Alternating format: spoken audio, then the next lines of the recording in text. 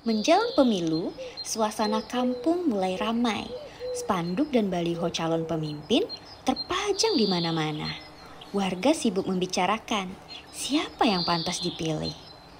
Tapi di tengah semangat demokrasi itu, masih saja ada yang mencoba cara curang, membujuk dengan uang. Inilah kisah tentang pilihan kecil yang menentukan masa depan besar. Mari kita dengar cerita pentingnya menolak politik uang. Kalau ada yang kasih uang pas pemilu, enak juga ya. Bisa buat jajan. Pilih aja. Gampang kan? Jangan gitu, Tak. Itu namanya politik uang. Memang kelihatannya menguntungkan sesaat, tapi dampaknya bisa lama. Pemimpin yang terpilih bisa saja korupsi buat balikin modal loh. Betul ya. Politik uang itu merusak demokrasi. Kita bukan dijual murah dengan selembar uang. Suara kita menentukan masa depan bangsa. Kalau kita mau pemimpin yang jujur, kita juga harus jujur sejak memilih. Ya juga ya, Pak. Jadi kalau kita terima uang, sebenarnya kita juga dirugikan. Benar sekali, Ta. Bahkan bukan cuma yang memberi yang salah. Penerima juga bisa kena sanksi hukum. Serius, Pak? Emangnya ada undang-undangnya?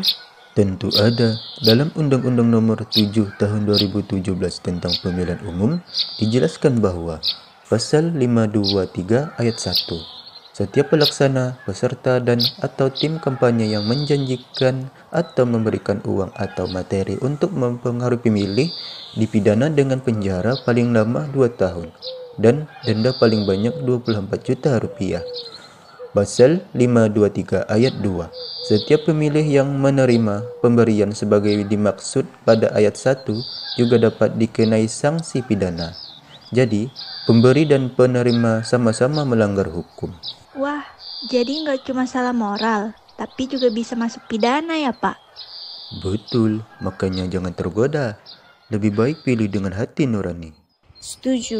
Mari kita tolak politik uang. Kalau kalian melihat atau mengalami politik uang, jangan hanya diam. Segera laporkan ke Bawaslu ya. Lapor gimana, Pak? Harus punya bukti juga. Betul, Tata. Supaya laporanmu bisa ditindaklanjuti, harus memenuhi syarat material dan formil. Kalau bukti dan datanya lengkap, Bawaslu bisa segera menindaklanjuti laporanmu. Jadi, jangan takut, jangan ragu, dan jangan diam. Benar, Pak. Kita semua bisa jadi pengawas. Tolak politik uang demi pemilu bersih dan masa depan yang lebih baik.